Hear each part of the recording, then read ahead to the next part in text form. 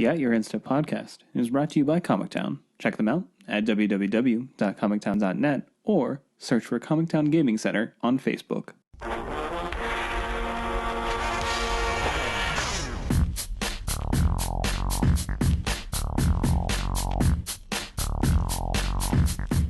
Hello, and welcome to At Your Insta.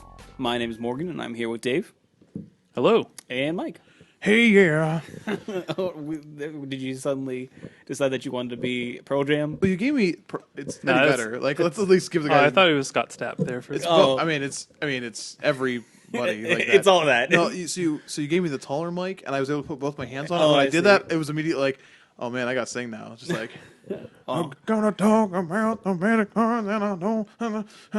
No, Yeah, good. No, keep going. Don't actually keep going. I'm lying to I'll you. just start singing names of the cards from Shadows over Innistrad. Please no. Please don't. Because I'm always watching. That sounds- Drown your temple. Forever after. Rattle chains. Then I saw a thing in the ice. Hilariously, that's close to a Metallica song. Interesting. Yeah. Also, probably not very surprising. Anyway, we have another fun-filled episode for you guys. Welcome back, Dave. I hope Thank your sabbatical left you recharged because we're here to drain your batteries. We're talking little about bit. a bunch of Shadows of Innistrad cards. Yeah, a little bit. I haven't touched a magic card in a week and a half. It's been weird, but Got the shakes. you know, I mean, even when Got the shakes. even when Mike and I went on vacation, we literally crushed enough M drafts. I know, so it's I know, fine. I know. I'm a little jealous of that. I did not get to crush any FNMs on my way. So I do have a question for you. Yeah. Why aren't you tan? Right? I'm A just little looking at you. bit. I don't know. I'm A just little like bit. I'm looking at you directly, and I'm seeing this forehead. It's real pasty. Well, it's because like the light's right on me. It's like that an it? interrogation room right now. Where's your tan? I got a little bit of a tan. Where's your tan? Like you can tell. Like I know the listeners can't see this. But No, not at all. Very I'm much just so- showing you my farmer's tan right now. Very much so a audio medium that we Yeah. are currently doing here. Sorry, Just look at this. just grilling them. Well, Yeah. unlike the sun. Yeah, the sun apparently wasn't. I got a little. It's a little bit of a tan. I mean, I was probably pretty pale when we got back from Florida too. So Hey, I took every precaution. I did not want to get sunburnt. nah, ain't about that life. No. Ain't about that lobster life. Wow. So we do have a couple of community topics, but you know, of course, we could be. This week is, you know, right before the pre-release, so of course it's going to be our Shadows over Innistrad. You're on your phone and you're missing the cue. It's Jordan, fine, though. what are you doing? I'm sorry. It's our Shadows over Innistrad. Palooza. All right, there you go. But let's go ahead. We'll do our community topics here first, and then we'll go into the Palooza, of course, and then we'll talk about some of the exciting pre-release events you could attend over the weekend in the wrap-up. But first, the community. So over the weekend, last week this was announced, Saturday or something of that nature? I think so. GG's Live, which is basically a coverage company, for lack of a better term, I guess, conglomerate maybe. I don't know. But you probably have tuned into their Twitch stream to catch coverage once or twice. They have launched a Kickstarter to fund coverage for GP Minneapolis in May. And I know that we are all kind of on the same page as far as this goes. But who wants to dive in on this? Because this is like a pretty derisive thing. So I'll just start off real quick. Divisive, not derisive. Divisive thing. So for those that don't know about GG's Live, they're kind of like the OG coverage crew. So back in the day when streaming wasn't really a thing, I think even before Twitch was a thing, they were streaming tournaments. And you know, the quality wasn't great, but that's to be expected with, you know, kind of a new medium. It's Richard Miller and Ray Punzelin, I believe, the two guys that started it, and I believe they work for Wizards now. So like any of the Wizards streams, like the GP, they are kind of in the background doing things for that. So just a little background on GG's Live. But as for how I feel about this, can't say I'm really excited. I feel like, you know, Wizards kind of announced, was it a month or two ago, that they were cutting back on the number of GPs that they were going to be covering, but in exchange they were going to be upping the quality of the coverage or adding things to it, and I really feel like that hasn't been the case. I feel like it's just kind of been the same GP coverage that we've always had. Maybe a couple really minor new things, like they have kind of the Magic Online, things that they do in between rounds now, but for the most part it's the same, and I just don't think that we should have to pay for additional coverage. No, the thought process behind that I feel is kind of ridiculous, and I don't mean that towards GGs. Like they obviously see this as an opportunity, but I think that to fund this sets a really bad precedent. That like, hey, we don't even need to pay to cover this stuff. You guys will pay for it. That's cool. I understand that Wizards is a subsidiary of Hasbro, but it's a really large, profitable company, and to not hold them accountable for these things, like no, it's cool. We'll just fund $20,000 for this, like that. I'm sorry, it's ridiculous.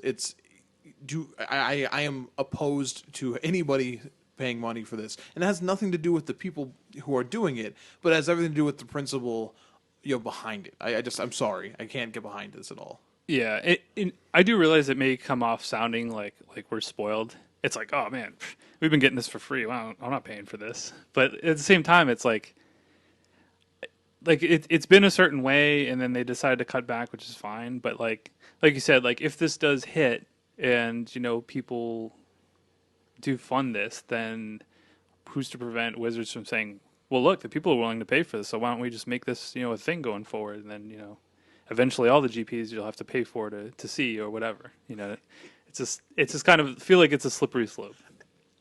And I guess I'll say that's not that crazy. Right. Right. I mean, Star City already does that. If you want to like do their premium comments and use all their their emojis and everything else, you have to pay a fee to be on the stream. Just like if you watch a streamer and you pay money, like Morgan, you sub, don't you? I used to sub to a like a gaming Twitch stream, basically. Fair enough. But I know Jordan subs for I think Newmont. And it's fine. It's entertainment you pay for. That makes total sense. So if Wizards said like, okay, we're going to do all this coverage here, but to see all of them, you have to pay like $5 a month for Twitch or whatever. Then I think that's even different than this. Like, sure, that makes sense. If you want to watch the product all the time, then do that. That's more than one thing, though. Correct. This is like just.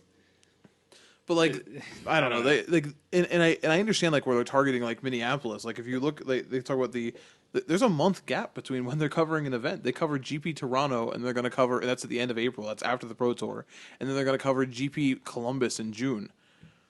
That's literally was 6 weeks where they're not going to cover anything, and it's like it's frustrating because we can't seem, as a consumer base, we can't seem to convince Wizards and by proxy Hasbro that they're just wrong about their place in the market. A while back we criticized them for saying that they weren't competing with things like Hearthstone. Well, at this point you're just not. You're right. You're not. You're losing because you've decided that you don't need to pour. Like you can go watch. The Hearthstone events are getting huge. You can watch League of Legends whenever you want. Those are all huge. They're not stopping those things. So it's your fault if you're failing to monetize these things. It's your fault that Wizards. It's your fault that you don't have sponsors, and they're not just like, honestly, it's the same thing with Magic Online, where people said if you keep using the product, they don't have a lot of incentive to do a mass overhaul. Well, the same goes here. If you spend your money on backing this, then they're not going to have a lot of incentive to keep putting money into GP coverage. So I don't know. This is upsetting to me in a lot of ways, and I feel like a lot of people, including Wizards, are going to be like, yeah, look at the community coming together, and it's like, you're getting taken advantage of. They're just going to see money signs in their eyes. Absolutely. Like, yeah. For Wizards, by Hasbro, by Wizards, by this existing, and if it funds, you're being taken advantage of. Understand, I'm not saying that about GG's Live or Rashad or any of the people involved with this. I'm talking purely from the Wizards' perspective. You're being taken advantage of. Yeah. And I feel like I haven't really heard anybody with kind of the opinions that we have. Or at least on social media, I haven't seen heard it. Many opinions on it, and it's not funding very well at the moment either. So that's true, but like I don't know. I kind of feel like I don't know. I don't really know who thinks this is a great idea. But so in any case, the goal for this is $20,000, and they have broken down, where that $20,000 kind of is going, at least what it's going towards, not an exact, monetary value for that. But I share all the same sentiment as Mike and Dave do. This is a bad, if this were to fund, it would be a bad precedent to send, because you have things like, League of Legends tournaments, you have things like Hearthstone tournaments and other various video game tournaments that are, going around having bigger prize payouts than GPs, having bigger prize payouts than, the Pro Tour, that are being able to do this, being able to fund all of their streaming, have casters, have everything that you could possibly need. And you know how they do it? They get sponsors. They get genuine sponsors that actually mean something. Yeah. And if Wizards truthfully still does not want to pursue getting any sort of sponsorship for anything because of bad relationships previously with sponsorships that they have done or what have you, then this is what's going to happen. They're going to lose out on being able to provide streaming, and they're going to search for alternative methods of getting it funded. This is not a good alternative method, though. This is not. You can't equate this to like. You don't want to equate this to like pay-per-view or something like that. That's just not feasible. You're. Even when you're looking at something like that, you're still going to get advertisements. Maybe not like commercials, but you're going to see advertisements for the fight. Whatever you're watching, the sporting event. Sure. Advertisement is everywhere in any sort of competitive event, and it's just going to have to get to Magic eventually if they want to be able to continue to broadcast events to people. We do have ads during Magic events. It's just all for for Magic products. Well, yeah, exactly. One company. And Ultra Pro, to be fair. Yeah, I mean that's it. It's all Ultra Pro. It's Ultra Pro or the Magic set. Yeah. And it's just like it's just not feasible. It's not acceptable. Yeah, you're exactly right, Morgan. One thing it did touch on that fact in the FAQ in the Kickstarter, and it said basically for this event they didn't have enough time to try to get that together to try to find sponsorship, so that's why they're going this route with it. So maybe in the future that's something that we'll see. Why is it taking you this long to do it? Like, you should have been on this forever and a day ago. You had enough time to commission art for a playmat? Yeah. Like what? I'm just saying that's what it said, man. Total aside here. Can we stomp with the playmat extra rewards? I'm sorry, but I don't need it. No more. Please. Come up with something better. I mean, there's also the fact that like you're also like don't think that you're like you're supporting this and getting these things for free. You're paying for these things. It's part of what the $20,000 is going to. Is they literally say it in the FAQ like your rewards are also coming out of this $20,000. You are just buying these things. So I think that this is an embarrassment in many ways, and it shows like a failing of our game to progress into the next level. A failing of Wizards. Yeah, it's like we see all these things being successful and finding funding, and you can also say that Hearthstone that they have Blizzard, like Blizzard is backed by Activision. They're a huge cash cow, and it's like, well, I mean, last time I checked, like Hasbro is also a big powerful corporation that can put their money where it counts and to help support a company that's actually profitable.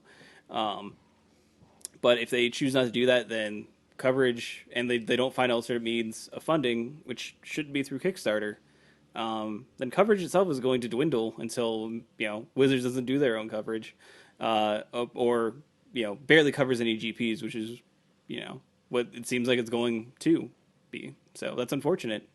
But maybe Star City Games can, pick up the slack. But we see like they're cutting back too. Yeah, overall, like I just don't get it. Like the only way that you're going to continue to be able to make that viable is by finding a sponsor. So, and they're out there. You just got to like push for it. I mean, we like to drink things as Magic players. Yeah, there's lots of cool drinks that we could be subtly hinted to drink. Yeah. And we're not going to. I don't know. I don't know. Like I know that like there's some subset of Magic players that would like detest being sold something by a sponsor, but it's like, man, that's how things work. It'd be so easy to just slip commercials into coverage because there is a lot of downtime. I mean, how many times have we seen it where they're like, okay, the main match is they're in sideboard, but then the backup match is also in sideboard, so they're just sitting there like, okay, well, I guess we got to sit here and wait for people to shuffle up. All right. I mean, it's not like it's like dead air all the time, but it's definitely filler time. Like they're definitely just spitballing until the play Right. starts up again. So I Now, mean, it wouldn't be hard to have brief 30-second commercials in between games right. and things like that. And maybe not even commercials, but like have actual like advertisements. Like I understand that Star City Games wants you to play on their Star City Games playmats when you're in the feature area, but why not? Why can that not be have a logo of something like come on? I mean, that may seem like And you really shilly, but like if you also watch any sort of sporting event, guess what? You're also staring at a lot of logos to a lot of companies as well.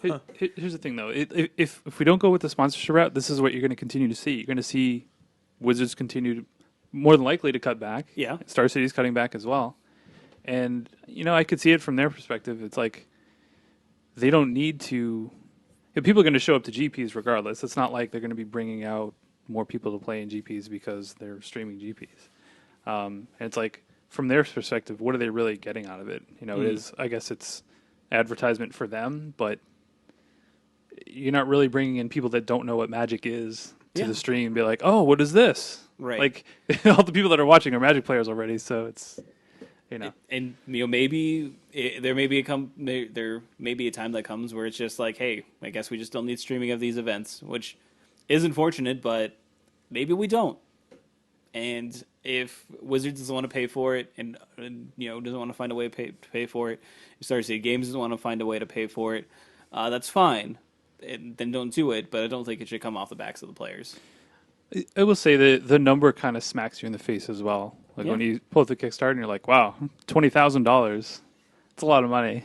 And I'm not going to say that it may be accurate to what it actually costs to do that. Absolutely. Sure. Yeah, I mean, we don't really know everything that goes into it. They did go down kind of a list in general where the money was going to go, but there are a lot of expenses involved, and like I can't really criticize that. I mean, it probably does cost that much to do it, but I mean, obviously, if you look at the big picture, maybe Wizards just decided that maybe shelling out $20,000 per GP to do coverage.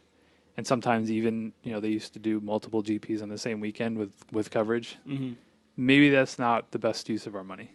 Yeah. And if that's what they decide, then that's what they decide. Hey, that's their decision. But, if you like watching streams, then it sucks because you don't have as many things to watch. And if you like watching streams, do not feel like you need to pony up the money to do so. Like, that just doesn't make any sense to me. If the return on investment for streaming is not good enough for these businesses, then they shouldn't do it. If they can't find a way to make it profitable for them, then they just shouldn't do it. Because clearly, there are plenty of other examples where many businesses do this and have made it profitable. So if you don't want to follow any examples or learn from them, then you should just stop. Anyway, that'll be done. We'll move on from that. We'll move into some better news for some changes to the Magic Online pre-release. The much maligned Magic Online pre-release events that are more expensive and have worse payouts for no reason other than to punish you for wanting to play cards early.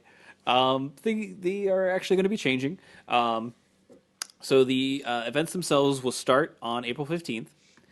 And there's going to be draft queues and then sealed leagues as well for your events for a pre-release. And these events are going to be the same cost as what release events used to be. I believe the drafts are like 14 tickets, and the sealed league should be 28 tickets or something like that, and some amount of play points as well.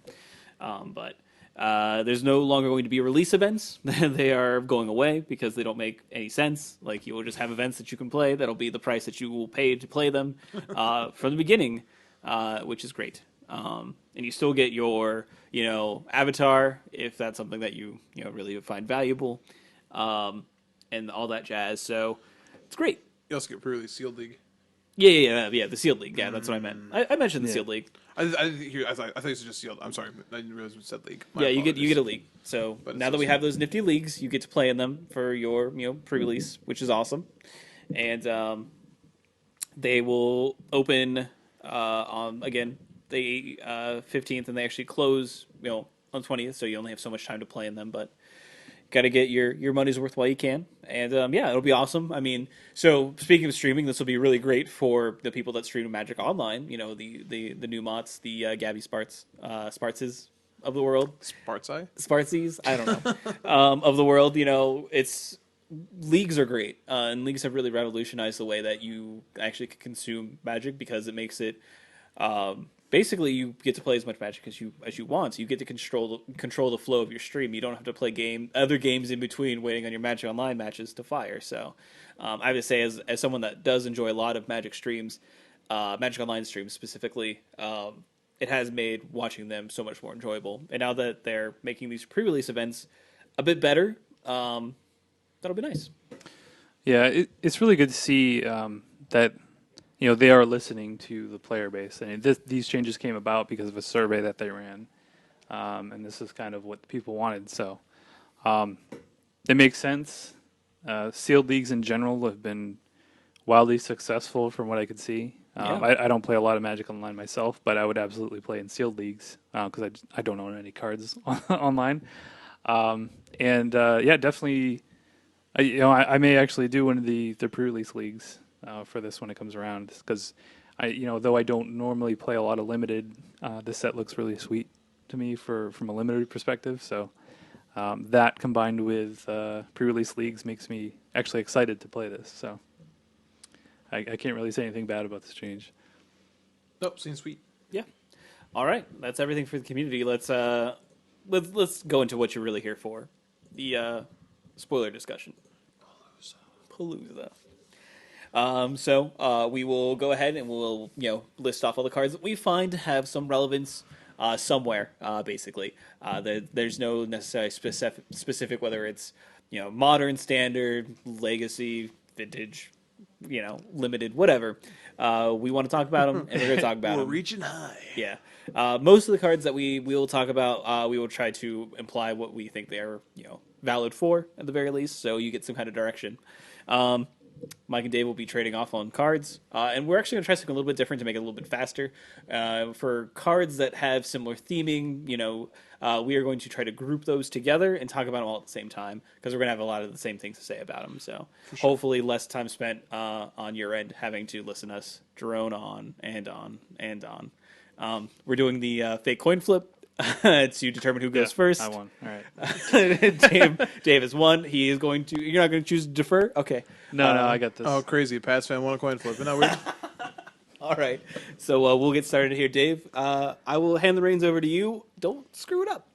Oh, I won't screw it up. You always screw it up. What are you talking about? You guys always lose pace at some point in time. We could review it, and we have the technology, but I won't go into that right now, Dave. I will say this ahead of time. We probably will screw up because we're going to do this whole grouping of cards thing. Oh, yeah. We're probably going to miss one along the way. We're trying something We're new. going to be like, oh, yeah, I remember this card. We should have talked about this before. I'm just throwing it out there right now. It's going to happen. But anyway. All right. So we're going to start off with green. I know we usually start off with white because that's like the first color that shows up on the spoiler. But I was like, you know what? We'll start off with green because it's always last. Normally. We're looking out for you, Green. Yeah. Because we know it's not easy being you. So Yeah. Heart you, green. All right. So the first card on the list, Clip Wings. It's a colorless and a green instant. It says each opponent sacrifices a creature with flying. Not really that exciting of a card, and the reason why I included it here is I think it's going to be an important sideboard card for Standard. It's really good at killing Ojutai, and it's also a card that can hit something like Thunderbreak Regent, and you don't take damage from that. So I think generally Plummet is probably better just because like the decks that Regent have at least recently also had things like Thopter Engineer, which makes this card real awkward. Oh yeah, but definitely against like the if dragons, especially Esper dragons, still exist, then yeah, this card definitely takes out an Ojutai, and green doesn't normally get an effect that can do that. So I agree. I don't think you'll see this like in boards week one. But I do think like it's the kind of card that like you can keep on the back burner and be like, all right, Ojutai is flying a little too high. Let's clip his wings. yeah. Yeah. All right. Good. Sorry, I forgot the gender. yeah. I don't think it's a staple card or anything like that, but I think it's a nice tool to have in Standard. So Yeah, especially since like you can not have to wait till they like attack with their Ojutai or something like that. Like, Right. No, it can be get a huge tempo right. gain out of it. And yeah, people are so used to just like tapping out Ojutai Go that you're like, oh, cool, clip wings, and they're like, oh no, And then you take out fingernail clippers and actually like, clip their car. clip them. Yeah. I also want to point out that this is part of the sweet art cycle. Yes, it So started back in Innistrad, Howard Lyon, who did the art for Flight of Alabaster. Alabaster or Angel of Flight Alabaster. That's it. And she's depicted on 4 different cards actually, which Yes. is insane. So if you go look at Howard Lyon on Twitter, you can see how the art all comes Correct. together. It's really cool. Yeah, and like one of the cards is in like a commander set or something like that, so you like haven't actually seen it. And you're like, oh, okay, I see. But I appreciate. He's like, yeah, this only took like 4. He's like, And she's the red intro pack rare now too. yes, correct. So that's it's really cool how they sort of depict her whole cycle. Yeah. All right. Moving on. The second card we want to talk about here is Cryptolith Rite, which is a green and a colorless enchantment that says creatures you control have tap, add 1 mana of any color to your mana pool. So they all turn into birds. Yeah, so this paradise, this feels really specifically. similar to what's the enchantment where all your lands are of a specific basic land type. Sometimes played with Escape Shift. Oh, Prismatic Omen. Yeah, it feels It's like Joiner Adept, which is a creature that did this. right. Yeah. So making this an enchantment sort of makes it interesting. All your creatures can now like tap for any color mana, but also just the fact that all of your creatures can tap for mana, means that they all become the little ramp engine there too. Yeah, so. little Llanowar elves. We've seen people already start building with this card a little bit Yes. with that same purpose. Mana bases in general are not going to be very good, so this is definitely a way that you can maybe circumvent that a little bit. Like, sort of make all your creatures into mana weft slivers. Yeah. So, Yeah, when I see this card, I don't really know what this goes in at this point, but it seems really good with tokens. Like, so being able to go, like, secure the wastes, and then being able to untap and then just do something crazy, on the next turn. Like, that seems like it could be a thing. I don't know if it is, but it's definitely an effect that we haven't had too many times. Like, we mentioned a couple cards kind of over time, but it's not something that's common, I would say. definitely the strike against it is that it does nothing. And It does nothing, and in multiples, it's terrible. It literally does even. So- They guess they have 2 instances of this ability, so that's really cool. So that is the only downside to it. Like you can definitely like draw this when you have no creatures. So you have to build a deck that says I need this effect and I have enough creatures to take advantage of it. Right. But if you do, you could definitely have some scenarios where it's really powerful. All right, moving on. Oh, my favorite card. Deathcap Cultivator. So, Deathcap Cultivator is a colorless and a green for a 2/1 human druid. Rare, for some reason. It has the ability tap to add a black or a green to your mana pool, and it also has a delirium effect. Deathcap Cultivator has Death Touch as long as there are 4 or more card types among cards in your graveyard. Why this is a rare, I have no idea. And when I first saw this card, my first reaction was not, oh cool, they made a new mana dork. It's, why is this rare? Yeah. I mean, this is a card that they literally just printed Leaf Gilder in Magic Origins, which is common, and they basically tacked on add a black that just jumped it up to rare. Now, sometimes it has Death Touch, I guess, but There's not a whole lot of ramp and limited in the set at all. Is that accurate? I believe that's a correct I statement. don't think so. So I think that it speaks more to the limited format than anything else. This is why this is rare, because Cryptolith again is rare. Graphstone is rare. You have the closest thing you have to this is common is like a 1 mana like 1/1 that you have to tap another creature to generate a mana. That's bad. Yeah, it was real bad. Exactly. So I think that they are doing this intentionally. I think that they do not want people to have access to ramp in this format. I think it would have been better as an uncommon, but Potentially. But did you play test limited format when you were making it? No. no.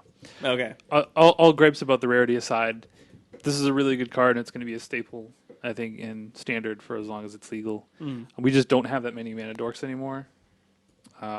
And this is perfectly reasonable. Yeah. This is basically going to take the place of Rattleclaw. Rattleclaw Mystic, right? It's Adds different colors, but yeah, whatever. It's unfortunate that We can't get any 1 mana mana accelerants anymore, or 2 mana stones that generate mana, just like that generate mana consistently. Yeah, we Um, can get bad ones. it's unfortunate. I mean, like obviously, like if they reprinted like Aveston's Pilgrim or something like that, then I think like ramp would be like real good.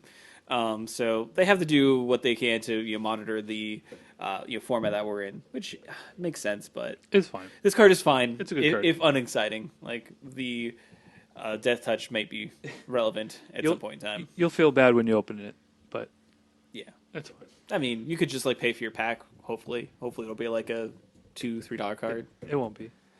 It'll Thanks, be a Dave. $1. Thanks, Dave. Appreciate it. Appreciate you destroying Hey. the listeners' hope. And I'm just dreams. being real, man. Yeah. That's you what are. you come here for. Yeah. I come here because I have to make a podcast.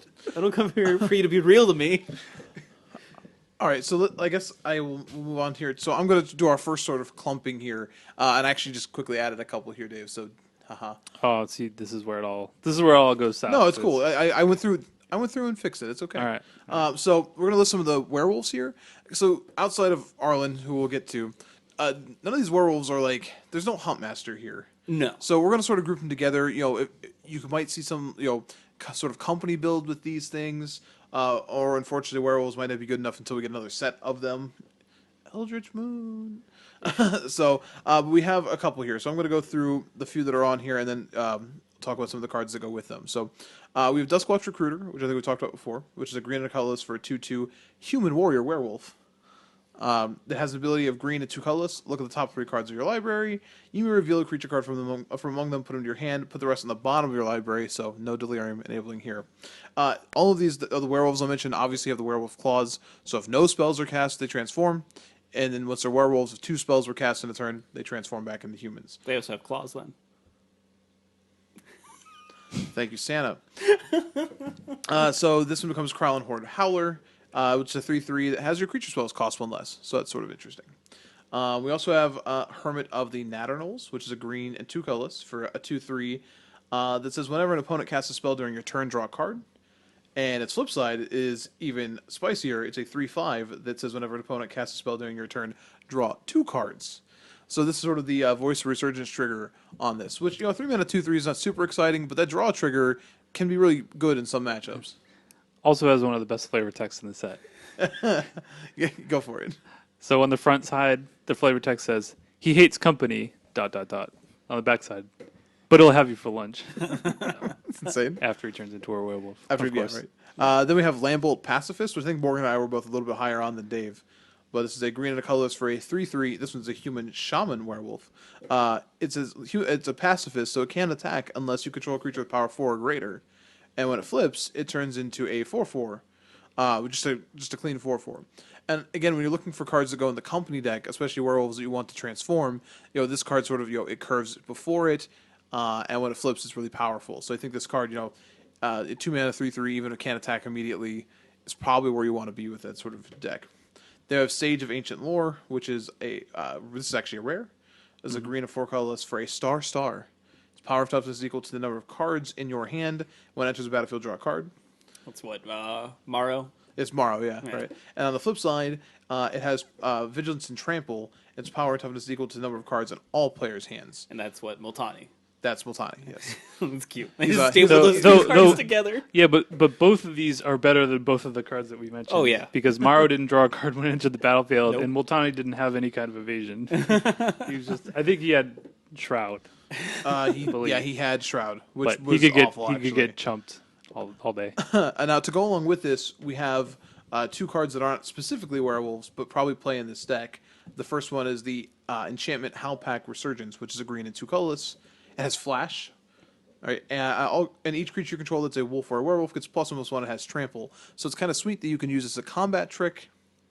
And the last one that goes with this grouping is Silver for Partisan, which is a green and 2 colorless for a 2/2 Trample, because the ever popular 2/2 Trample creature. Obviously. What else does it do? It must grow, right? It has to get like +1 counters. No, it says whenever a wolf or werewolf you control becomes the target of an instant or sorcery spell, put a 2/2 green wolf creature token on the battlefield. So you see what you're supposed to do is pump it with giant growth effects.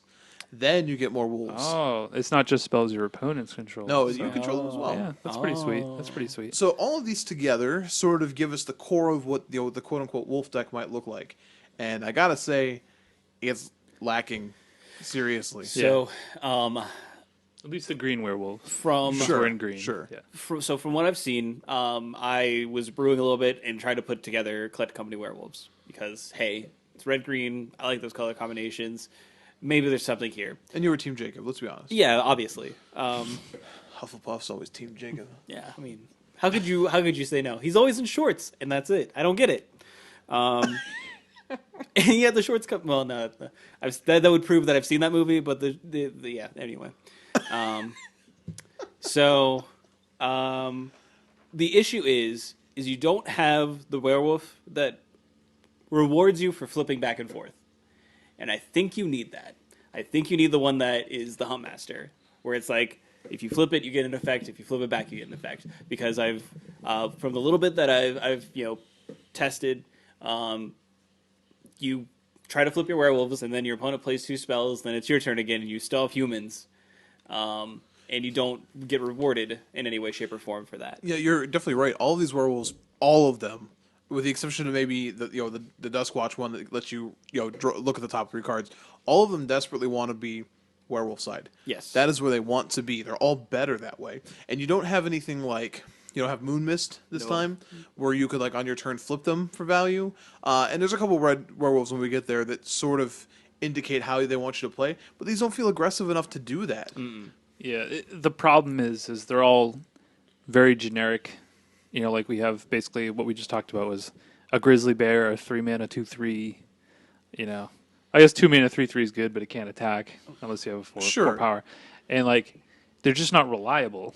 If your opponent is able to contain them by casting spells, then you're playing with grizzly bears and 2/3s in your deck. Compare these with remember last time we had Wolf Bitten Captive, which was our 1-drop that had a pump activated ability, and then flipped and it was a little bit bigger and had a pump. Right. Like, where's that guy? I mean, you even had your 1/1 red drop. Well, that's you're true. 3/2, As well. like- Hey, you have that.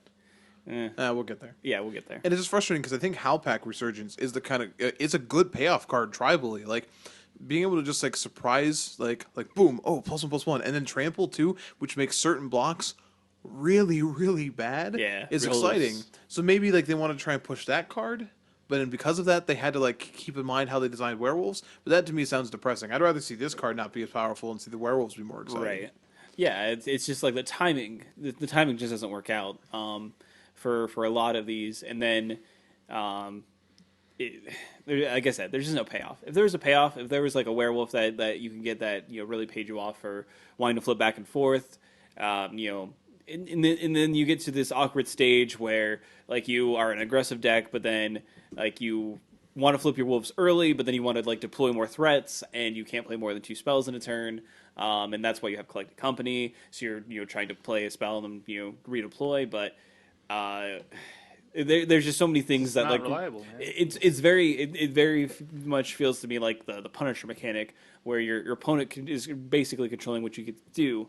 And I really feel like a lot of the decks that we've have seen people start to brew with have a lot of efficient things, where they can easily have 2 spell turns relatively consistently, and it really punishes you for like you taking off a turn and wanting to flip your werewolves. So I'm not exactly sure how this deck looks, and I think it is incomplete at this moment in time, in my opinion.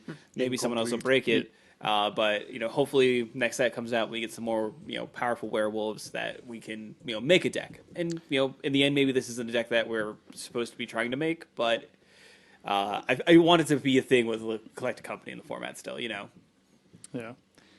If Daredevil taught me anything, it's don't mess with the Punisher. Yeah. So Yeah, exactly. anyway, I do want to talk about a couple of these cards. Just Dustwatch Recruiter is probably my favorite card for Cube, for at least for my Cube, for common and uncommon Cube. Like it's just so sweet. Just like having a grizzly bear, it's whatever. But like the fact that you can just use the ability, so you're not just wasting your mana. Like you'd be like, okay, well, say you play this on turn 2, your opponent plays something. turn 3, you don't have to actually cast a spell. You can just not play anything, or like you can just pay 3 mana and hopefully get a creature off of it and then transform it. I don't know. I really like it, and then the fact that after you flip it, you can play something. It kind of like ramps you because it makes your creatures cost less. It's just really sweet design. Really like that card. And then the other one was Sage of Ancient Lore, which I'm probably higher on than a lot of people. It is kind of expensive for what it is. 5 mana Star, which may not be that big, but the fact that it draws a card when it enters the battlefield, I think is a pretty big deal. And if you ever do flip this thing, it's just going to be gigantic. It's just going to be a huge threat. I think the card is poop. It's fair enough. I don't know that it's actually constructed playable, but I do think it's the fact that it draws a card when it's the battlefield makes it interesting. If it didn't have that, it would be completely just not good. Card's still poop. And the pacifist, I actually thought about it. In the end, I don't think it's good enough, but it's an intriguing card for sure. The fact that it relies on you having a 4 power thing is kind of it's very reminiscent of what was the mechanic in Formidable. There's actually Formidable, a 2-drop formidable creature like that. The 2 mana 3/3, and you'd pay a green to make an attack, and you could only activate that ability. And that card was great and limited, and I think close to playable. So this card doesn't have the activation cost. Yeah, but it did show up in sideboards. I remember for like I guess against aggressive decks, you could play it just as a 3/3 blocker early on, and then it was like the what was the black creature that the blue activation something Phalanx from Theros was similar. Oh yeah. I mean, in that sense, I mean, if you're playing a ramp deck, for example, and you want some early defense, that's perfectly reasonable and could actually just go crazy if you ever turn it over. Attack. Right. But yeah, overall, the werewolves are really cool. I think double face cards are pretty awesome, but ultimately, I think they come up short in constructed. It'll be all right. Next set, we'll get that legendary red-green werewolf, and it'll all just come together. Let's come together, guys. We got to keep believing. Anyway, move on from the werewolves, and we'll talk about what blobs. Yeah, blobs. Cool. Dave's card. So yeah, the next card we have is Inexorable Blob, which is 2 colorless and a green for an ooze. It's a 3/3, so 3 mana 3/3, and it has the text Delirium. So if you have Delirium, whenever an Inexorable Blob attacks, if there are 4 more card types among cards in your graveyard, put a 3/3 green ooze creature token onto the battlefield, tapped and attacking, which is pretty important. I think on the surface, this card isn't really that exciting. However, if you are playing, the Delirium deck, which seems to be black and green from the cards that we've seen here in this set, it does seem like it's a pretty good payoff. If you're trying to go that way. On the surface, it looks a little green. It's got some skulls and stuff in it. I don't think this card is anywhere near a payoff for the Delirium deck, at least not in constructive playability. Okay. When I first read this card, because I had it cast against me, and I assumed it must have like indestructible or something, because that's when these ooze creatures have been playable. Well, with the name Inexorable, you would think. Yeah. With the name Inexorable, it has to be ooze. But this card just doesn't do very much for me. Like when you play it on turn 3, the chances of you having Delirium, even by turn 4, are slim to none. So like you're not getting the trigger for a while, and then you've played a 3/3 for 3. Yeah, no, like I said, limited. it's not exciting. Yeah, I do think it's great and limited. I don't think it's entirely unplayable and constructed, but it would need a deck that can consistently get Delirium, and I don't know how. This would need to be more reasonable it like is.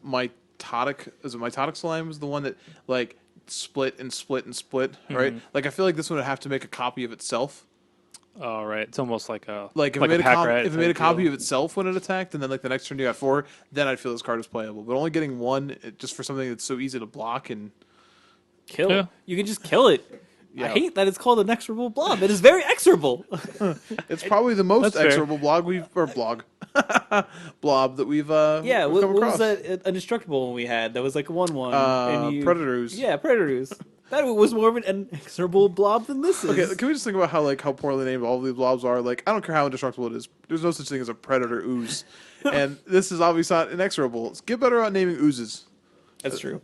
Just give Acidic Slimer bust. Let's just be honest. Yeah, for real. Bring him back. Where is he? Where's my little fella? My body lies. Oh, sorry. All right, moving on. Yeah. Next we have Moldraff Scavenger. Moldraff Scavenger is kind of interesting. It's a green and a colorless for a fungus that kind of looks like Emrakul. What? Anyways, is a 0/4. Cool. Is that it? Oh, I'm sorry. Also has Delirium. As long as you have 4 or more card types in your yard, you get it gets +3 +0. See, now this feels like an okay payoff card for Delirium because on turn 2 you're fine with 0/4, but then later every one you draw is a 3/4 for 2, which is very mana efficient. I'm not excited about this one either, but compared to the Blob, I think this one actually makes more sense.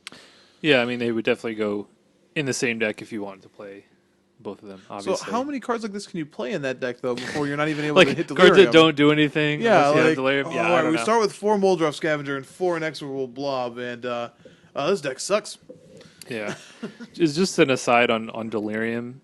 I think it's one of the hardest abilities to evaluate if you haven't played with the cards, which, to be fair, I haven't. So, I don't know how easy that is to achieve. Now, one card that is pretty interesting that hasn't really seen a lot of play yet, and I can't think. Is it Gather the Pack? Is that what it's called? Yes. Yeah. From Magic Origins. That's a card that you look at the top 5 and take a card. There's a creature or land, I believe, and the rest go to your graveyard. I think it's just creature on that one. Is it just creature? But but it has spell mastery. yeah, if and then you have get that, 2 get creatures. 2. Right. But the rest of the cards go to the graveyard, which is something that we've seen it before in the past with cards like was it Grizzly Salvage. Grizzly Salvage. So it's similar to that in that And the Satyr, right? Yeah, Satyr Satyr Wayfinder. Wayfinder. Yeah. But it's really the only, or I guess it's probably one of the best enablers for something like Delirium that we have access to now, because it put the extra cards go in your graveyard instead of on the bottom of your library, which a lot of those cards do. So, there may be something there. I still don't know how consistent it is, and you may have to play other card types in your deck that you may not normally play to get Delirium, but we do have cards like Hangerback Walker that are still around that are both counted as both an artifact and a creature, and then even things like Oath of Nissa, for example, which is an enchantment, which is another thing that's kind of hard to get in your graveyard. If you draw multiple oaths, that puts it in the graveyard. So there might be something there, but it may just be too inconsistent to be really a tier 1 strategy. I really wish this card. Obviously doing this makes it not a common, but I wish it had the Satyr Wayfinder ability stapled to it as well. Like, It'd be that would quite good. Oh man, that'd be so cool. A 2 mana, just like strictly better. Yeah, All right, go for it. Snap it off. I mean, you have a chance to miss and like make. No, you always hit something, right? All right. Let's move on. What if it was just the top 4 cards into your graveyard? You didn't get to pick anything from it. So now it's just a better armored scat. Yeah. All right, continue. All right, so see, this is where we have to skip over cards. So we did Sage. Oh, Seasons Past. There we go. All right, Seasons Past is. There we go. It's a mythic rare. So it is a 4 colorless green sorcery, and it has return any number of cards with different converted mana costs from your graveyard to your hand. Put Seasons Past on the bottom of its owner's library. So this is a pretty cool card, and I feel like it's very powerful if you're playing in kind of an attrition-y, kind of grindy matchup.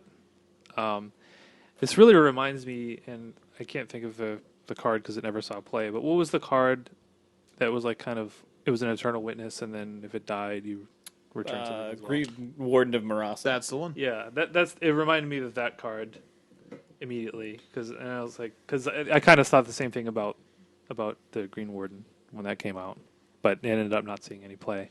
This one is a little different in the fact that you can return many cards to your hand, and really, you really only have to play one. The fact that it goes back on the bottom, we don't have as many shuffle effects now with the fetch lands going away, but we still have Evolving Wilds and things like that.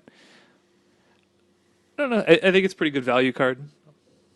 No, especially in like the grindier matchups, like I think like drawing this card can just be like the thing that like turns the game around for it takes it over. Just like drawing, Yeah. 4 or 5 Oh yeah. good cards. You know what I mean? Like not just drawing cards at the top. Like that's the one thing about regrowth effects and why they're always so careful with it is like, yeah, regrowth has a downside if you have nothing in your graveyard. But like if you've already cast your best spell, then getting your best spell back seems pretty good. Getting many of your best spells back, value. I feel like this card will probably end up being like a one of sideboard card.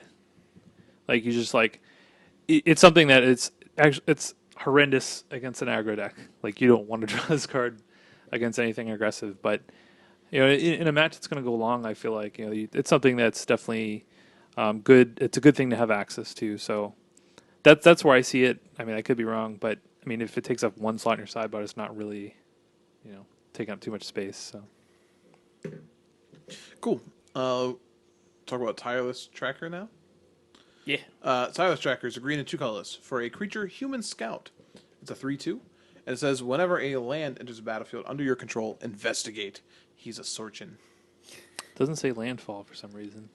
Crazy, right? Yeah. Then it says whenever you sacrifice a clue, put a +++ counter on Tireless Tracker. And I think this card, like 3 mana 3/2, puts it in some awkward space because it trades down a lot. But having played with it a little bit, just in some testing and seen some people play with it, I think it has some potential. Like obviously, making each of your land drops possibly be a card, probably later. It's gonna take a while. Is nice. And then the fact that this card like slowly gets bigger too, like it's one of those cards that like it's a 3-drop and you want it on turn 3 because you want to get as many landfall triggers off of it as you can. But you really don't want to start doing anything with it until after you start sacrificing all those clues. And when you start doing that, then the card becomes a powerhouse because sometimes your clues are going to draw you into more lands, which will trigger and get more clues, and then you want to draw more.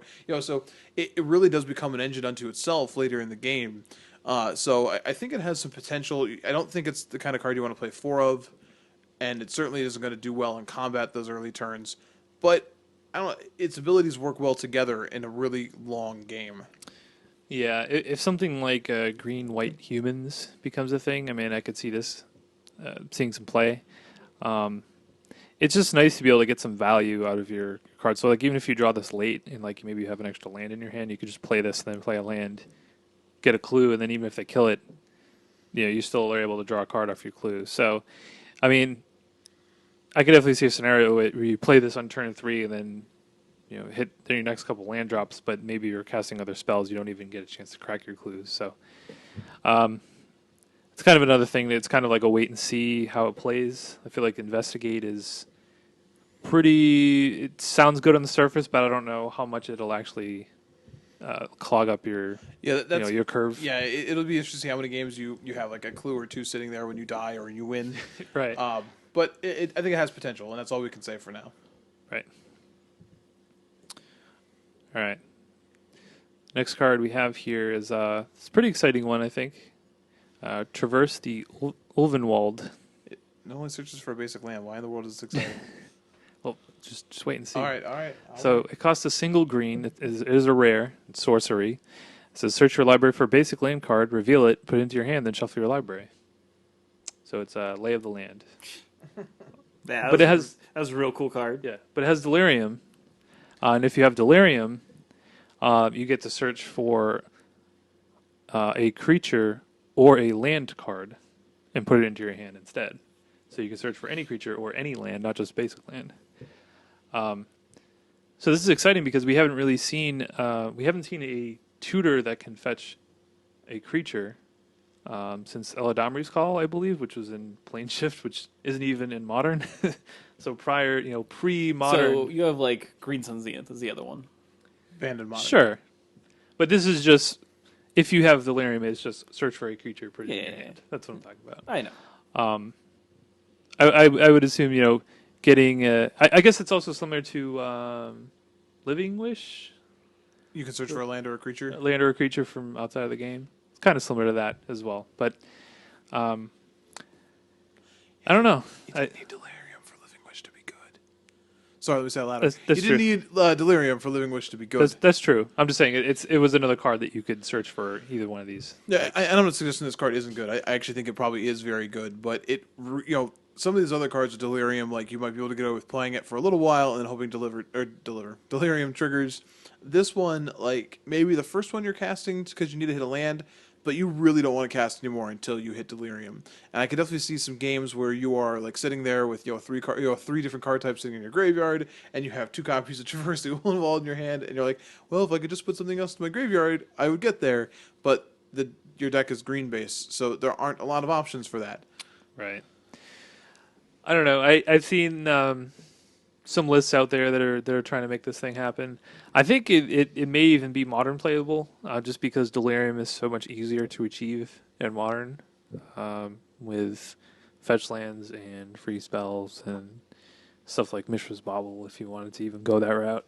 So seems like it'd be a lot easier to hit Delirium if you wanted to in modern. What you'd want to get with this in modern, I'm not really sure. I'm not sure if this goes in like a combo-y type deck or if it goes in more of just a value deck. I'm guessing you probably don't want to play it just for value. But I don't know. I mean, like, cast Traverse the Wall. I'll search for Cavern of Souls and Primeval Titan. Yeah. Cavern of Souls and any giant creature, I think, is probably a really tech play with this card. Because then you can just run 1 Cavern for that creature. Just like, what do I want to be uncounterable today? We don't need to go back to Primeval Titan Cavern of Souls. We don't want to go there. All right, I think we have 1 card left. Yep. Ulenvold, speaking of Primeval Titan. No, I'm kidding. I'm kidding. Yeah, same thing. Ulenvold Hydra is a green 4 for a creature.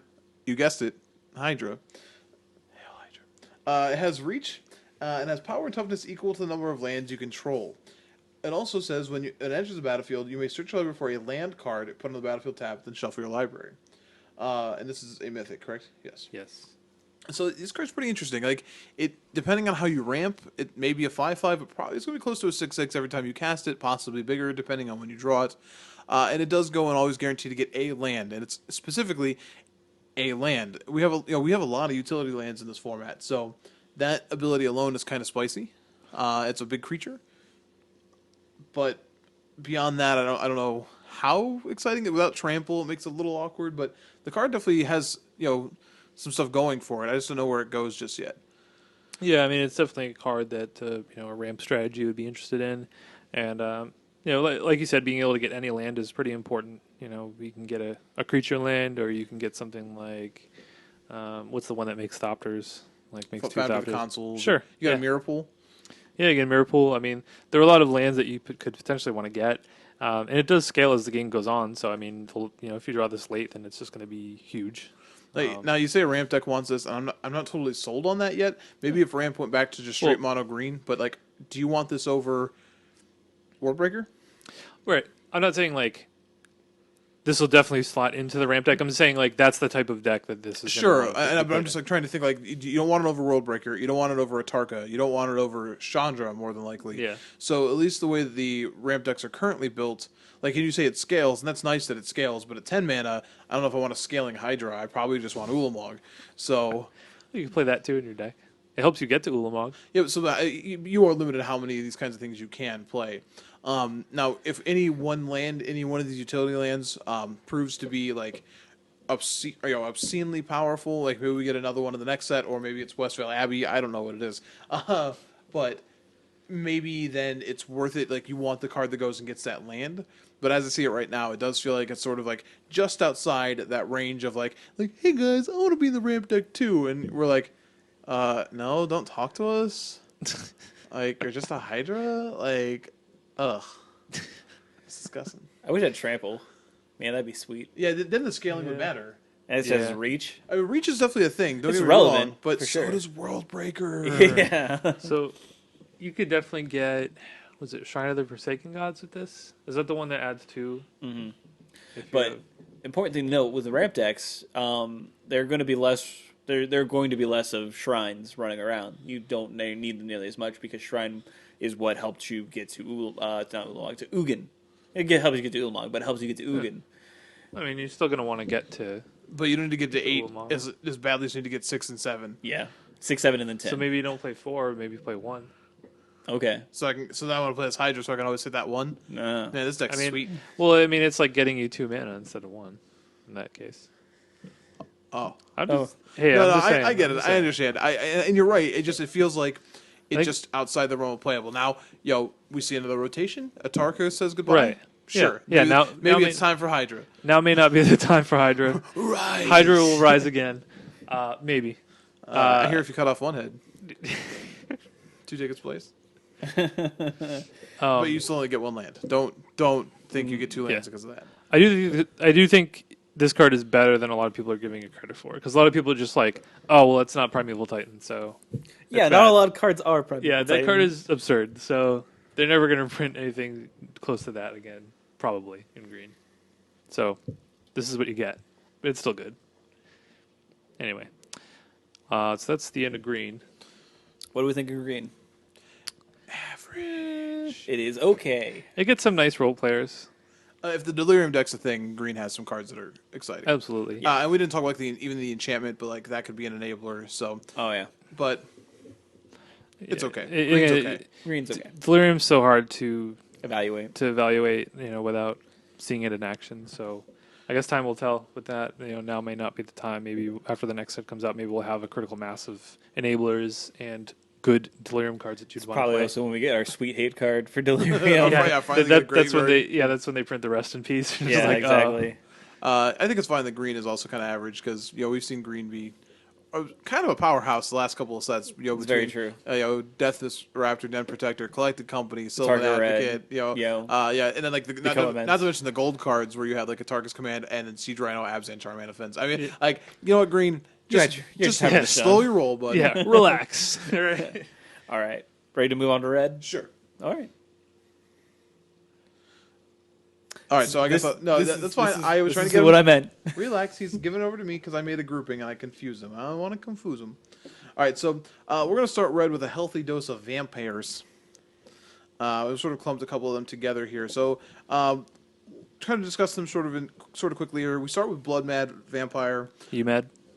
Be mad. Why you be mad, bro? You mad, bro? This looks like a heartbeat, but just anyways. So it's a red and 2 colors for a 4/1 Vampire Berserker that says whenever it deals damage to a player, put a +1/+1 counter on it. This is not exciting. Oh wait, madness for a red and a colorless. And by virtue of having madness, it definitely falls into the realm of playable, even if a 4/1 is not exactly super exciting. Moving on from that to continue with our vampires, we also have Falconwrath Gorger, which is our Jackal Pup, a red. And that's it, for a Vampire Berserker that's a 2/1. And it says each vampire creature you own that isn't on the battlefield has madness. That madness cost is equal to its mana cost. Really sorry about that one. Continuing, we go to Incorrigible Youths, otherwise known as Mutated Children. This is one of the ones that if you like zoom in, like they have like extra eyes and stuff. It's real weird. But this is 3 colors and red for just a vampire this time that has haste. It's a 4/3, but it also has a madness cost of red and 2 colorless. So it's sort of that, arrogant worm. Not quite, as it turns out. Not quite. I also added Insolent Neonate, mainly because Chapin was trying to convince people to play this card. But it's a red for a 1/1 vampire that has Menace, because all of those 1/1s need Menace. But it says discard a card, sacrifice Insolent Neonate, draw a card. So if you really have to have another Madness enabler... It's Happy. He's back. Do you know who Happy is? No. Hapless Researcher. Oh, yeah.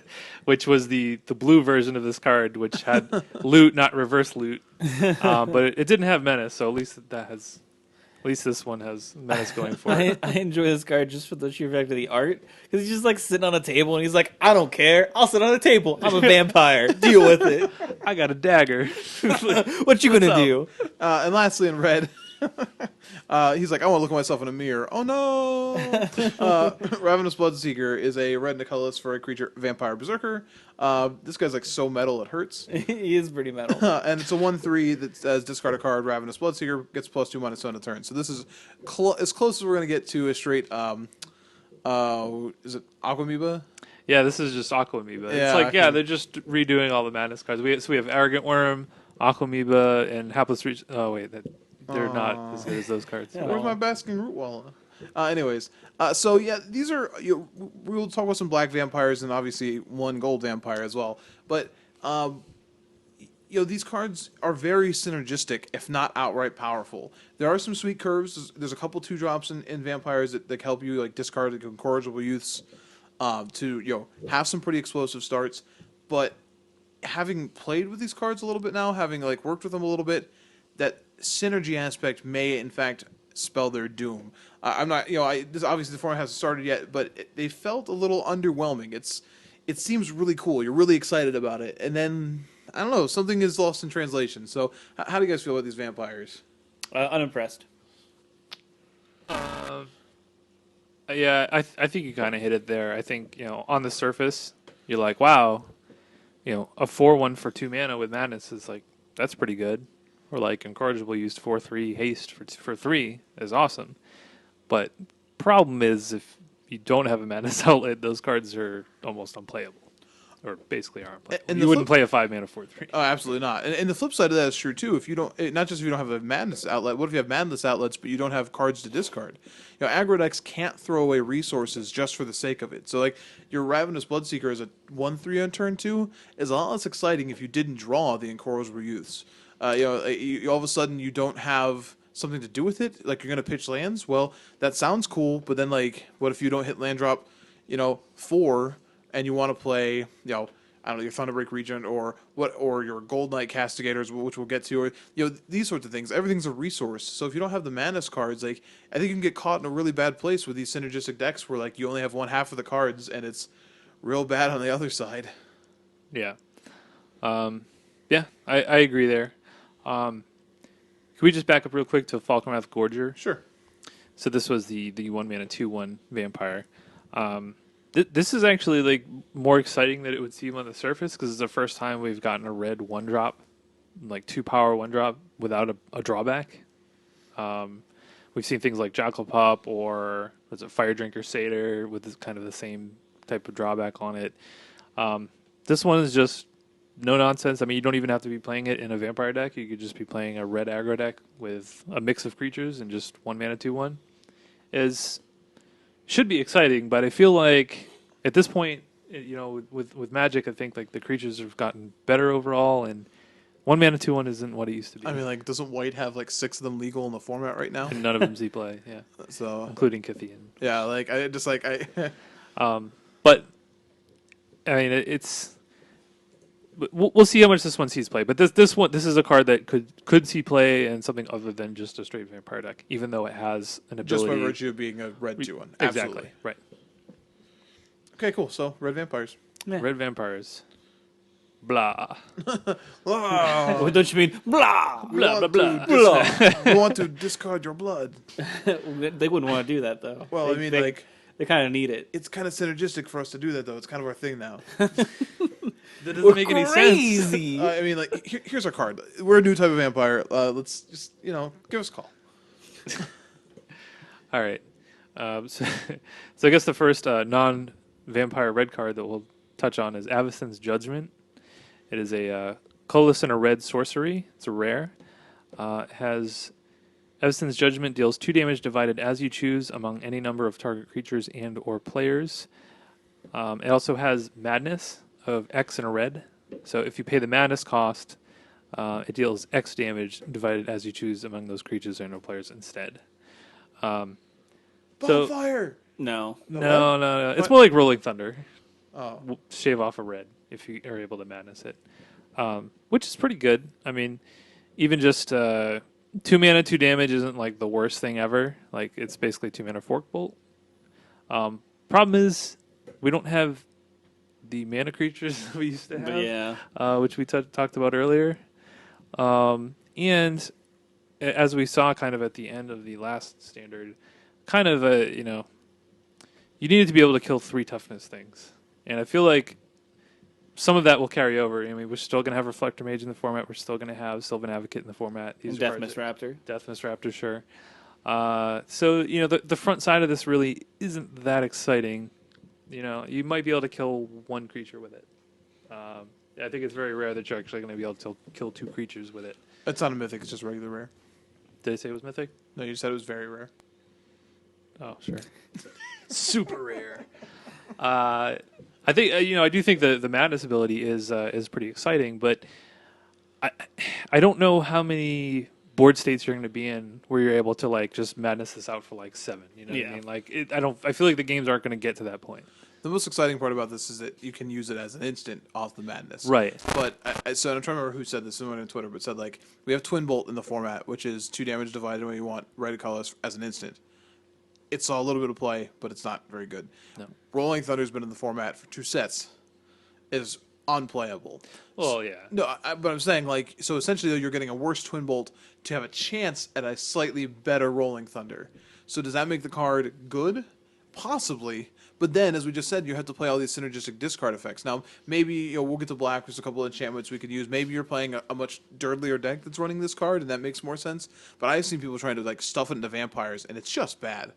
Like, it does not want to do what you want it to do. So I feel like this card, like a lot of people say, like, oh, this card's really exciting, and then the card that immediately popped into my mind was, oh no, I'm gonna lose the name of it. It's the Boros one. you thinking of Aurelius Fury? That's exactly what I'm thinking of. Oh, that man. card was like we thought that was going to be so good. Right. It was It's not. It never. That saw card's play. better than this card. Yeah. That card's definitely, I Well- think, better than this card. Well, I don't know. I mean, being able to play this for 2 mana is pretty Sure. good. You could never play Aurelius Fury. But For 2 Aurelius mana. Fury also had extra text to go with it. It didn't even matter. So, could this card be good and playable? Sure, but like pretending like this is going to either like reinforce an archetype or create an archetype, I highly doubt it. I don't know. I think it is a good card. I just don't know if the format is right for it. It does kill Jace, which is pretty good. But I don't think you're ever going to be 2 for 1ing your opponent. Or if you do, it'll be really nice. But it's not likely. You're just gonna put your shades on and go cruising. Yeah. Want to talk about a good burn spell? Sure. All right, Fiery Temper. Is that good? That's been reprinted a couple times. That was never good. Once? Was it reprinted? Once. Okay, it was like, reprinted once. red, and a colorless for a instant that deals 3 damage to our creature or player, and Madness Lightning Bolt. It costs 1 right off the Madness. No, I mean, so I said good burn spell. I think I'm equating that to like what standard looks like now. Yeah. Like I never thought I'd be so starved for a lightning strike that Fiery Temper starts looking good. You know what I mean? It's like you've been just like drinking water for so long, and then like some sweet tea ends up there, and you're just like, ooh. Like it's like it's actually probably not that good, and you're like, yeah, but like It's better than water. but I had a lot of water. So I think that's I don't know. Fiery Temper is definitely like compared to Avacyn's Judgment. I think that's the card you want to be playing in the Vampire deck. Like that's the Madness card you want. Possibly the Bump in the Night, the black one, that's there. But I think Fiery Temper is the card that you want. And at 1 mana for its Madness cost gives you the best chance to get some tempo out of it, to use the most of your mana. So no, again, I don't think Fiery Temper is like format defining, but it's definitely a solid piece of that puzzle for the Vampire deck. And it kills the 3 toughness creatures, like we just talked about. Very important. I think it's also going to be a good card in any deck that plays Jace. I know we needed more uses for Jace for Innistrad Prodigy, but you don't necessarily need to be playing vampires to play this card. You could be playing a blue red deck of some persuasion and be able to get some value there. Now, notice we didn't mention Jace in conjunction with Avacyn's Judgment. Obviously, that's something you can do, but Avacyn's Judgment as a Madness card is probably the kind of card you'll be wanting to cast for the Madness cost when Jace is already a Planeswalker. Right. But yeah, I think Fiery Temper would be pretty solid in the new format. I think it'll show up in multiple different decks. Yeah. It's not terribly exciting, but it's what we have now. So. Art's pretty sweet. The art is sweet. The art is right sweet. on that. All right. All right. So the next one, I don't think this card is actually good. I just wanted to mention it real quick. Geist Blast. Because that gun is sweet? Yeah. It's got a sweet gun. So Geist Blast is 2 colorless and a red instant. It's an uncommon. Deals 2 damage to target creature or player. And then it also has the ability of 2 colorless and a blue, exile Geist Blast from your graveyard. Copy target instant or sorcery spell you control. You may choose new targets for the copy.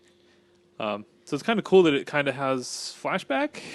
So you play it as like a burn spell, and then it has flashback as something else. This is going in the battle box. I just want you to understand, this card is so sweet for battle box. I agree. Also, I just wanted to be known that this is reverse Luigi Mansion's gun, by the way, because it's shooting ghosts instead of slugging them up. Fun fact. I got a ghost gun. So What? is this just it like shoots the- ghosts? Yeah. Yes.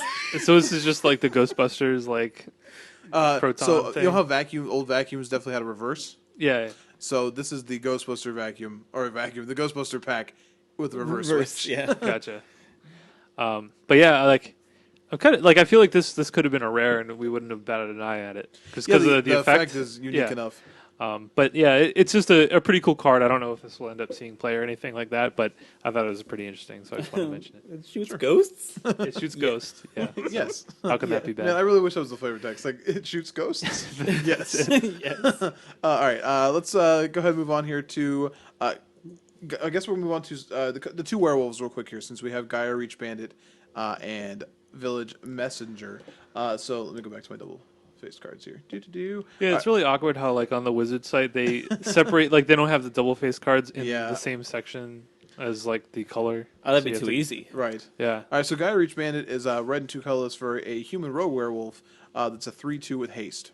It has the Transform Clause and Real Clause. I know more. Yeah. Yeah. And it becomes a Vilden Pack Alpha. And it says whenever a werewolf enters the battlefield under your control, you may transform it. That's pretty powerful. That's very, as we already stated, the werewolves really want to be transformed. right. So yeah. And then we also have Village Messenger, which is a red for a 1/1 with haste, and it flips into a 2/2 with menace. This is not the one drop you're looking for, Obi-Wan. Probably not. This is another one that's probably going in my cube though. So, So- and another one of the flavor text all stars. It's true as well. Village Messenger. I'm afraid it's bad news. It's a werewolf. So the thing I do want to point out with these, in sort of conjunction with the green ones we talked about, is that so none of them are very good, but a couple of them actively don't make sense. So like the Dust Track, the Duskwatch Recruiter, on the backside it says creature spells you cast cost 1 less. And Gaia Reach Bandit on the backside says that when you play a werewolf, you'll automatically transform it, right? So they are encouraging you to try and play multiple things at a turn and immediately transform them. But if you play 2 creatures in a turn to auto-transform them, they immediately transform back to your opponent's turn. So, like, you're crossing your fingers on the way back. It doesn't make any sense. Yeah. Like, the play style makes no sense. Yeah. Trust me, I know. That's why you need like a reward card. Like, why do I want my creatures to ever flip back? Well, not to mention the fact, like, Vilden Pack Alpha, maybe it's a plant. Maybe we're getting that sweet, legendary werewolf in the next set. What's his name possibly going to be? Ulrich? Ulrich? Yeah, Ulrich von Liechtenstein. Yeah, Ulrich von Liechtenstein. Sorry about that. So maybe that's it. But, like, right now, like, playing that card and getting it flipped, like, what werewolf are you playing on turn 4 that's just like, man, this comes into play flipped, you're dead? It's actually none of them. None of them are that good. So you have like what the closest thing that you could even like try to reach is like the Breakneck Rider, Right. Which is like all your werewolves get attacking. Is it just attacking werewolves? So, I was going to mention this. So, Breakneck Rider is a 3-mana 3/3, and then once it flips, it becomes Neckbreaker. And attacking creatures you control get +1/+1. Yeah, just attacking and have creatures. trample. Yeah, Cool. the trample. So like that's like the closest thing that I could come up with as like your reward for like playing that guy flipping and then attacking. You did it. Yeah, like, werewolves just seem really mediocre right now. I'm sorry, werewolf fans. Yeah, Yeah, I am too. Look, I don't doubt that they're going to be really popular, with the casual crowd, or it'll be like a kind of cool like tier 2 deck, but it's just not going to be I don't think a it's even contender. tier 2. Like, Yeah, last probably time not. last time when you had green red, you had good werewolves, including Huntmaster, the mythic. But you also had things like Moon Mist, which like made aggressive starts happen. You had Full Moon's Rise, which was a good pump and a regenerator, and you had Kessig Wolf Run in the deck, Yeah. which just made every creature effective on its own. This deck has Nothing. Sounds like a modern deck. Probably not. all right. Let's go to the next card. All right. All right. Lightning Axe. Nope. No? Gold Knight Castigator. What? Oh, I skipped that one. Jeez. Man, We warned you. professionalism at its We core. warned you. See, we just hit. We warned you. I think I've made this No, fairly clear. I warned him. Okay, and it's then not my fault that you I can't messed get it up. this. Okay. All right. I like Gold Knight Castigator. It's sweet. So Gold Knight Castigator is a 2-colorless red angel. It is a 4/9 flying haste. Oh, what? It's a rare. Oh no, sorry, it's a mythic. Didn't know that. Mythic Rare, yes. Mythic correct. rare. So 4/9 flying haste for 4 sounds pretty good. If a source would deal damage to you, it deals double that damage to you instead. Well, that's bad. And if a source would deal damage to Gold Knight Castigator, it deals double that damage to Gold Knight Castigator instead. So it's basically a Furnace of Wrath only for you if you have this in play. Your own personal Furnace of Wrath. Your Right. own personal Furnace. wrath. Anyway, Something that'll get you dead really fast. Something that'll burn your head, leave you for dead. Dun, dun, dun, dun. I'm just gonna sing the whole cast. Is that cool with everybody? So we moved on. some to- people, I'm sure it's But their at fantasy. least we're off of Pearl Jam I and don't like the way Creed. you said that. I hope that's somebody's fantasy. It's finally happening. I'm like singing the episode. Anyway, So Rock Hills. Oh, sorry. Go ahead. Dave. So I feel like this card is going to be competing with Thunderbreak Regent for as long as those two cards are in standard. And I think Regent's probably better right now. And you have your hand up. I'm sure you're going to say this card's unplayable. No, I disagree Okay. with you. I don't think it competes with Thunderbreak Regent. I think they're different decks. Okay. I mean, they are both 4 mana, 4 power flying red creatures. This feels like the curve topper neutral and aggro deck. That haste is huge. Thunderbreak Absolutely. Regent, you can play in a much slower deck. It can still be the top end, but that deck is not. That deck is playing a little bit longer game than this deck is. Like this deck's like, I don't care what my life total is. I'm Yeah. on. This 4-drop has haste, and 4 flying haste is really, really good. So I think Right. they're actually. I don't think they're competing with each other. I think they're two different decks. I do agree. I mean, we have seen the red decks play Thunderbreak Regent, and if you do play Regent, it kind of opens things up like Draconic Core, which is pretty attractive right now, given that we don't really have a lot of That's good true. burn spells. So, I mean, I do think they will have to decide, depending on how the format shapes up. I do think if you are deciding between the two, one thing that this card has going for it is I feel like Grasp of Darkness is going to be an important removal spell, and that's something that kills Thunderbreak Regent, even if it damages them, but doesn't kill this one. So, obviously, you're definitely going to want to play this in an aggressive deck, because you're going to have to kill them before they kill crack you. back and kill you, with double damage. I do appreciate that it's kind of like a 4/4.5. It's a nice way to, sneak that in there. Yeah, I do think. I think it's hard to. This card will be a little bit skill testing in the sense that it can be really hard to evaluate your board state. Having like again just the basic testing I've done so far. Having this card cast, like people will make bad decisions with this card and they die. Reality Smasher does 10 to you if you don't plan for it and you die. So just you have to be very careful with a card like this. I mean, even if they have a manland or something, if they have like a Shambling Vent, and it's like, okay, Yeah, they just deal gain 4 and then 4. gain 4, and it's like, oh, that doesn't seem like a winning fun proposition. fact: dealt lethal to my opponent with 3 attacks from a cleric of the forward order. Nice. That was 12 damage. yeah, and then these do. You don't really want to play 2 of these at the same time because they stack. No, Reality Smash is 20 then. Yeah. So yeah, if you you're have really two- just rolling the dice. You're like, all right. Yeah, so yeah, two Gold Knight Castigators, probably not a good idea unless they're actually just dead on that swing. Yeah. But yeah, I mean, it could also I could also see it being played by a deck that's not super aggressive as like a sideboard card against control deck or something that doesn't. It's not really going to have a way to attack you. Or against ramp, A lot. in all honesty. Right. Yeah. So it's a super interesting card. I mean, we haven't seen anything like this, and it's pretty hilarious with what's that enchantment that they deal damage equal to their toughness instead. Assault Formation? Yeah, Oh, yeah. Assault Formation is pretty hilarious with that. I don't know if that'll be a thing, but that's just 9 funny. flying haste is pretty Yeah. good. Yeah. For 4 mana, yeah, sure. You can always But, do it. Well, why not? So I kind of want to brainstorm this deck real quick. So that one's definitely playing the 0/4 2-drop for Delirium. Oh, yeah. It's playing Vile Aggregate. Oh man! All right, I'm gonna beta this deck. All right. Anyways, let's move on to Lightning Axe. In your axe. And my axe, which is charged and ready to go. All right, so red for an instant. Lightning Axe does 5 damage to our creature. Okay, to do that, you also have to discard a card. or pay 5. Yeah, you can just pay 6 mana, no card disadvantage. Always an option. To be fair, unlimited that probably was what set was it first in? It was in Time Spiral. Yeah. Unlimited you definitely could do that at certain times, and you were fine. Lightning Axe was really good in that format.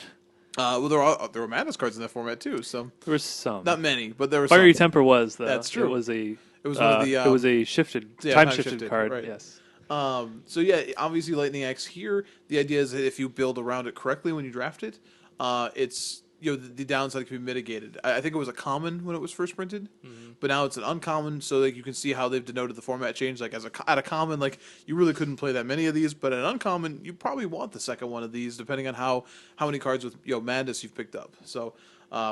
I've already seen a couple decks that are trying to do this and discard Fiery Temper to it and get the old 2-for-1. 2-for-2 still technically, but like sweet on the removal. So this card is playable and definitely I think standard playable. Yeah. As long as you build your deck around it. Yeah, I will say the need for 5 damage to a creature isn't going to be as high. I mean, at this point, we don't have Sea Drano anymore.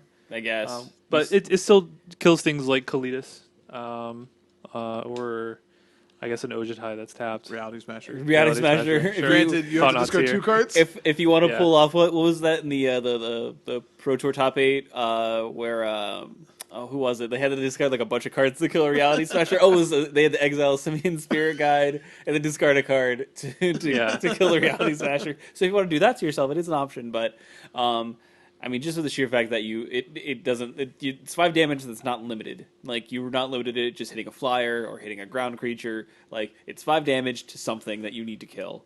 And I think that's Kill what it good. Kill it dead. I think that's Yeah. what pushes it over the edge of playability in standard. Yeah, red doesn't normally get 1 mana instant 5 damage to a creature, and normally the discarding a card is a drawback, but with all the Madness cards, it actually could be something that you actively want, even in constructed. So, yeah, I mean, I think this is going to be a solid role player while it's in standard, especially in limited. Like we said, there are many vampires with Madness that can. So this can kind of blow out a combat by, oh, you're attacking me? Okay, well, I'll Lightning Axe and I'll discard, my 3/5 guy. And, so this creature's dead and now I'm going to block this other creature and kill that. Or the old Lightning Axe, just the wind. Yeah, sure. Yeah, I mean, Was that a Lightning Axe? No, it was just the wind. yeah. I just imagine like the axe going by and then the wind from the force of the axe Yes. scares away the other creature. Blows him away. I'll come back tomorrow. That was some axe. So in this case, we're talking about body spray, right? Yeah, exactly. That was really good. We really got there. I wish I'd said it first. All right. So then this next card is probably the most controversial card in the set, I would say. Sin Prodder. So Sin Prodder is 2 colorless and a red for a devil. It's a 3/2. It's a rare. It has Menace. And it also has the ability, at the beginning of your upkeep, reveal the top card of your library. Any opponent may have you put that card into your graveyard. If a player does, Sin Prodder deals damage to that player equal to that card's converted mana cost. Otherwise, put that card into your hand. So I I definitely had to read this card a few times and definitely just kind of wrote it off as being poop when I first read it. But I didn't realize that you got the card. I thought you just revealed the first card you drew every turn, which would be really bad if you didn't actually draw the card. So it is a little bit better than I thought. However, I do feel like it is being a little bit overrated by some people. Some people are making the comparison to Dark Confidant. It's really not. This card is not Bob. It's not Bob. Even just the difference between 2 mana and 3 mana is so huge. Now, don't get me wrong. I mean, it is a solid creature. 3 mana, 3/2 is not great. Menace helps it out a little bit, but it needs to be in the right deck to be effective. I feel like. I think that's key, and I think like the one thing that and this took me a second. Like I had to, people kept saying, "Oh, you can never get a land off," and I was like, "What?" I was like, "Oh, right, because you just always they put just it in the always yard." bin your lands. So like, it's never going to do a real Bob impersonation, which especially like in a format where like card advantage, you're playing with Liana or whatever else is so important. Like always hitting lands off Bob is is just the best. Like there's not, and you never get to do that here. So you lose out on like that like roughly 35% scenario where like it's going to be land. Like you're never going to live that dream. And I think Chase Andres actually did a really good job trying to break down like what would happen with this card. Like 35% of the time you're going to get nothing and the land goes to the graveyard. The only benefit is that maybe you won't draw a land because a land's on top of your deck. Some amount of the time they're going to take a small amount of damage. Some amount of time you're going to get to draw a card. You don't have a lot of control over this, and it's based on what's on the top of your deck. The more important the card, the least likely you get is to get to see it.